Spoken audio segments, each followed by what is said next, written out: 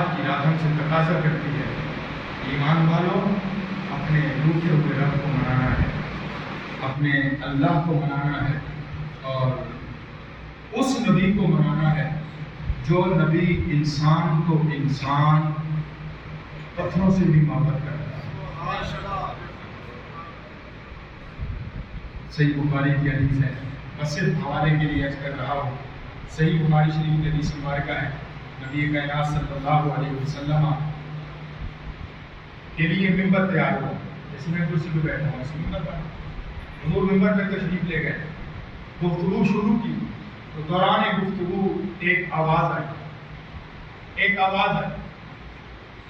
آواز کیا آئی؟ رونے کی آواز تھی، اور صحابی کہتے ہیں ایسے رونے کی آواز تھی جیسے بچہ اپنی ماں سے بچھڑ کے روتا ہے، جیسے بچہ اپنی ماں سے بچھڑ کے روتا ہے، جیسے اونٹ اپنے بچے کی جدائی میں روتا ہے۔ آپ نے کبھی اونٹ کو ٹوٹے اونٹ سے آپ کو واسطہ نہیں ہے، اونٹ کو آپ نے روتے نہیں دیکھا، اونٹ کو روتے نہیں دیکھا، اونٹ انسان کی طرح روتا ہے۔ جب اب اس کا بچہ اسے اونٹنی سے اس کا بچہ جدا کر دیا جائے، وہ اس طرح روتا ہے جس طرح انسان ماں جس طرح اپنے بچے کے لیے روتی ہے، اونٹنی اپنے بچے کے لیے اس طرح چیختی ہے، چلاتی ہے۔ حضور نے فرمایا کہ صحابی کہتے ہیں کہ اس طرح رونے کی آواز ہے۔ حضور نے ممبر پر خطبہ دیتے ہوئے خطبہ چھوڑ دیا، حضور نے خطبہ چھوڑ دیا، خطبہ چھوڑ کر حضور درمیان میں ایک کھجور کا ستون تھا، اس کے پاس آئے، میرے نبی نے ایسے کر کے اوپر ہاتھ رکھا، حضور نے ایسے کر کے اس پر ایسے ٹیک لگا کر ہاتھ رکھ دیا، جو ہی میرے نبی نے ہاتھ رکھا رونے کی آواز ختم ہو گئی۔ صحابہ کہتے ہیں پھر ہمیں پتہ چلا کہ یہ رونے والا کوئی انسان کا بچہ نہیں ہے، یہ کھجور کا تنا رو رہا تھا۔ میں جو بات عرض کرنے جا رہا ہوں، آج کی اس مجلس میں بیٹھنے والوں، اپنے نبی سے رشتہ پکا کر کے جانا ہے، مضبوط کر لو اپنے نبی سے رشتہ۔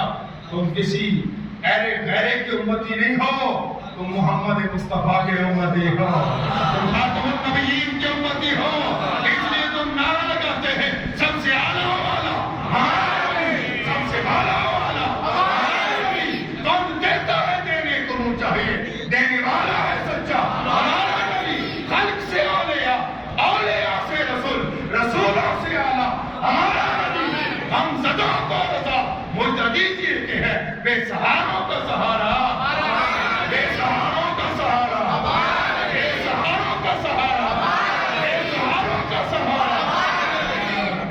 اس لیے میرا نبی اترا ممبر سے، اتر کے کھجور کے تنے پہ ہاتھ رکھا، خاموش ہو گیا۔ حدیث پاک کے راوی کہتے ہیں، بہت سارے محدثین اور مفسرین نے اس کو لکھا ہے، اور حضور نے اس تنے پر ہاتھ رکھا تو اس کو 3 شرطیں رکھی، 3 شرائط رکھی حضور نے۔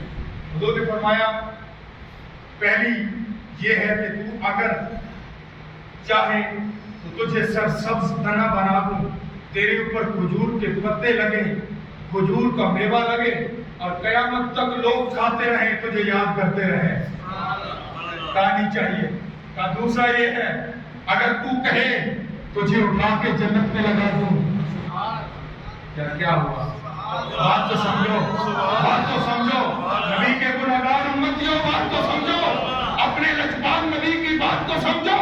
کیا کہہ رہا ہے میرا نبی؟ کہا چاہے تجھے سرسبز تنا کر دوں، تیرا پھل ساری دنیا کھائے، کہا نہیں چاہیے، کہا تجھے اٹھاؤں، اٹھا کے جنت میں لگا دوں، کہا نہیں چاہیے، کہا تیسری پھر چاہے تو مسجد نبوی میں دفن کر دوں، کہا یہی چاہیے، جب تک رہو گے قدم مصطفیٰ کا نظارہ کرتا رہوں گا۔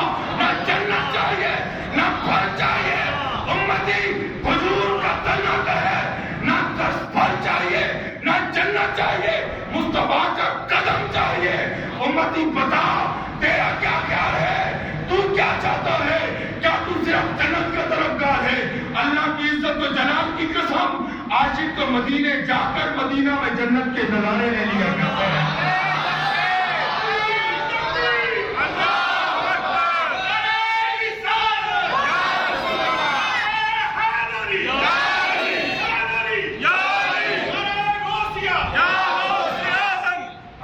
फरमाया उस नबी से वफा, उससे वफा न करना, उस नबी से रिश्ता तोड़ना जो इतना लजपाल है या जिसने खजूर के तने को नहीं छोड़ा है,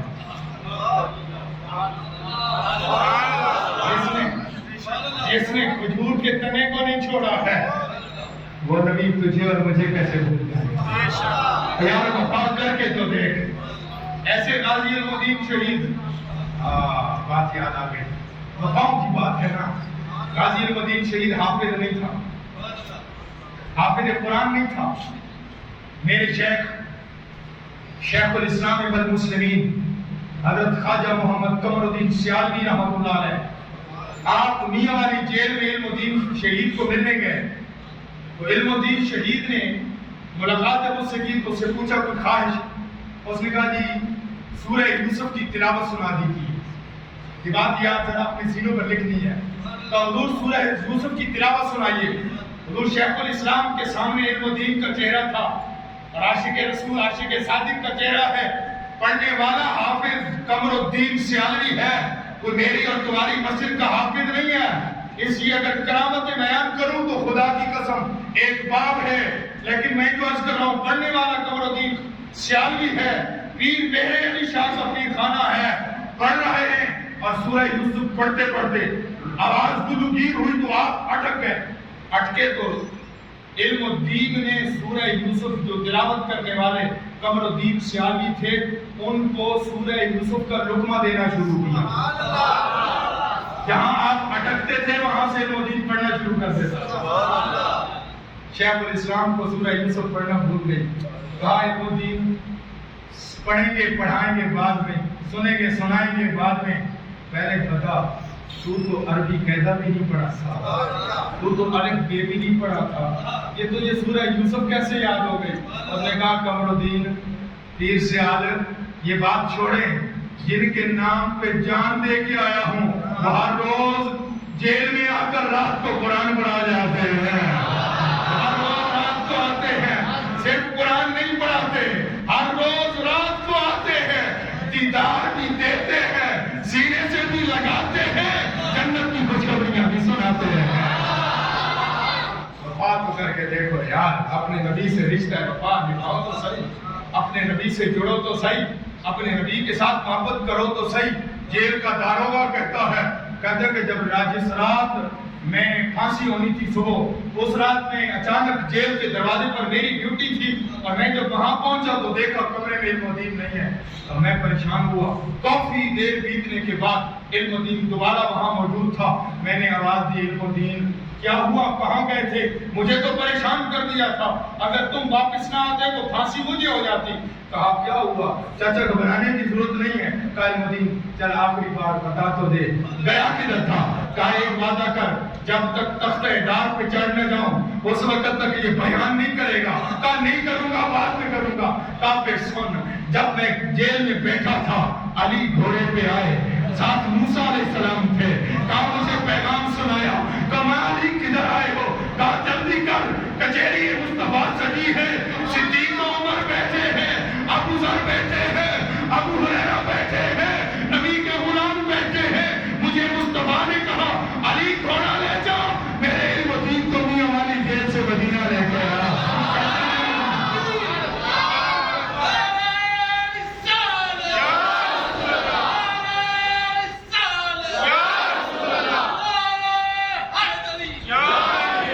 लेके आ अली को, ले अली उसको लेके आ।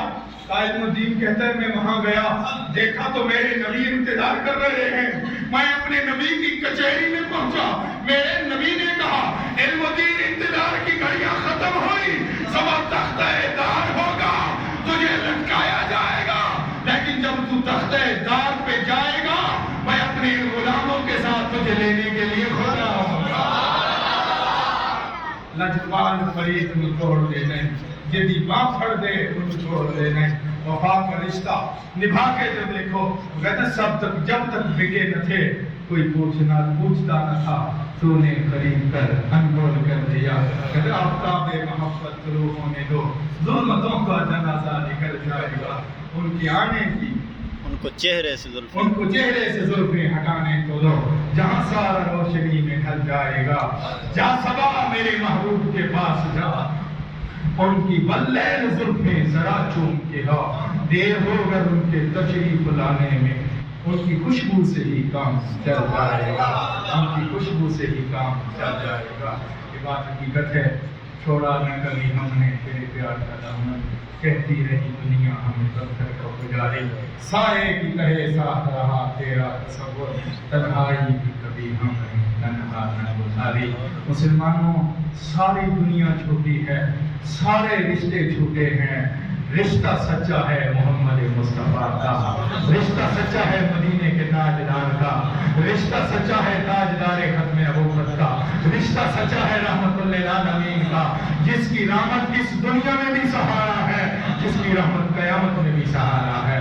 اگر کامیابی چاہتے ہو، خدا کی قسم، یہ جو کرونا کا مرض مبتلا ہوئے، اس کے مبتلا ہونے کی وجہ ایک ہے، رشتہ در مصطفیٰ سے ٹوٹ گیا ہے۔ آؤ اس رشتے کو ایک بار پھر جوڑیں، آؤ مضبوط ہو جاؤ، اپنے بچوں کو بتاؤ، اپنے بھائیوں کو بتاؤ، اپنے نوجوانوں کو بتاؤ، لوگوں تمہارا نبی وہ نبی ہے جب چہرے سے نقاب اٹھاتا تھا 14ویں رات کا چاند شرما جایا، اس کی زلفیں ہلتی تھی، رات چھا جایا کرتی تھی، مسکراتے تھے، گمی ہوئی سوئیاں مل جایا کرتے تھے، بولتے تھے، پھول جھڑتے تھے، کوئی اپنے بگانے ان سے دور نہیں تھے، جو بھی ان کی مجلس میں آتا کہتے یہ دربار محمد ہے، یہاں اپنوں کا کیا کہنا، یہاں سے تو ہاتھ خالی، غیر بھی جایا نہیں، یہاں سے تو ہاتھ خالی، غیر بھی جایا نہیں کرتے، غیر خالی نہیں جاتے، ہم تو پھر اپنے ہیں، ہم تو پھر اپنے ہیں۔ آؤ رشتہ جوڑیں اپنے نبی سے، اللہ ہماری حاضری کو قبول فرمائے۔ انشاءاللہ تھوڑی سی دیر کے لیے ذکر پاک کی محفل ہوگی اور اس کے بعد اجتماعی دعا ہوگی، یہ بھی گرا کر اپنے رب کی حضور دعا کرتے ہیں، لیکن اس سے پہلے مختصر سی ذکر کی محفل، کیونکہ نبی کائنات صلی اللہ علیہ وسلم کے ارشاد